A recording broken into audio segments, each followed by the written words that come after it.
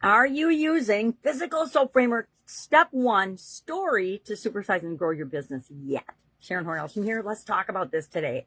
This was something that came up during the COVID pandemic where I had more time on my hands than tools and things at my fingertips. And I created funky bars of soap to represent the soap framework. Because I was sharing and teaching it every other month. We did the Get Up and Go challenge to keep us moving through the pandemic. And the pandemic lasted, I did it for 2 years every other month, a 30-day plus challenge to keep myself moving and to keep other people moving as well. And one of the things that came out of that was early on in the pandemic, when we thought it was just going to be 2 weeks, and I'm like, well, what am I going to do? I already had this challenge scheduled. I might as well keep going and do it. So I did it. And part of what came out of that was this SOAP framework, identified a 4-step process that I was already using. I just had never named it. And SOAP seemed like the perfect name for something, a framework and a tool we can use all the time during the time when we are washing our hands and sanitizing and doing all kinds of crazy things.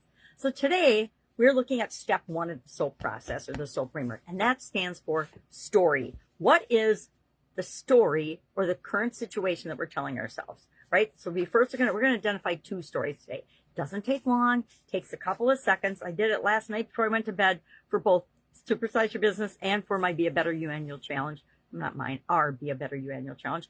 And I've identified, okay, what's my current story and that's what we're going to detail today. What is my current story about my physical health and well-being personally? And then what is my current physical area or challenge area I want to work on and that I'm working on? What's the story I'm telling myself about that with respect to my businesses? And I picked one really close to home. I am going to, because I need to do it and I just have not made it important or a priority, I need to revamp my physical space for where I work, where I process, where I do different things for my different businesses, and just my physical office space and environment. I need to clean it up and also probably do something about my recording area, right? Because I've had new lighting for almost a year now, and I haven't set it up and used it. So that's kind of silly, right? I just get a new ring light whenever I have a challenge, and I just forget about the rest. So I need to do that. I want to do that. I want to be able to make more and better videos than I do sometimes. So what are we going to do today? We're going to identify. You can either use a storyboard. You can use a tool if you want, but I usually just get out a piece of paper and I draw a line, or I just write on one side current and on the other side desired. And sometimes I'll write the problem on it. If I think somebody else is going to see it and I don't want them to see it, then I won't.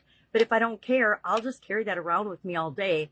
And as I think of things and notice things that are going on with respect to my physical, personal, or my physical business, or my area, or ideas, that things that pop up that, okay, this is how this is. I'll put it on the current side, flip it over, and then I'll say, okay, well, what do I want it to be, right?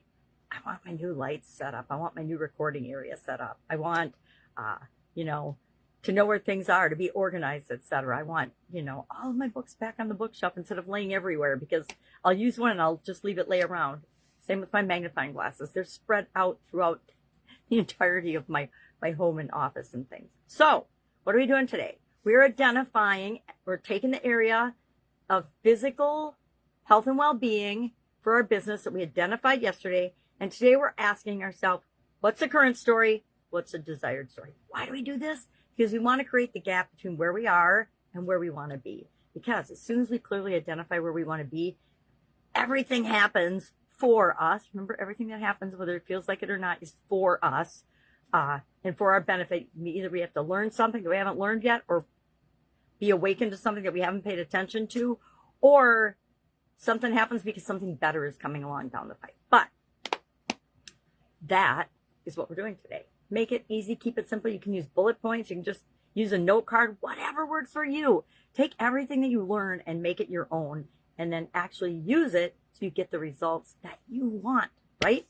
If you have any questions, you know what to do. Just ask. I've done this literally tens of thousands of times now for myself and with other people and other businesses. So if you're struggling anywhere along the way, just ask so we can make it not a struggle. I want this to be a tool that you have in your toolbox that you can audit. Mine's automatic.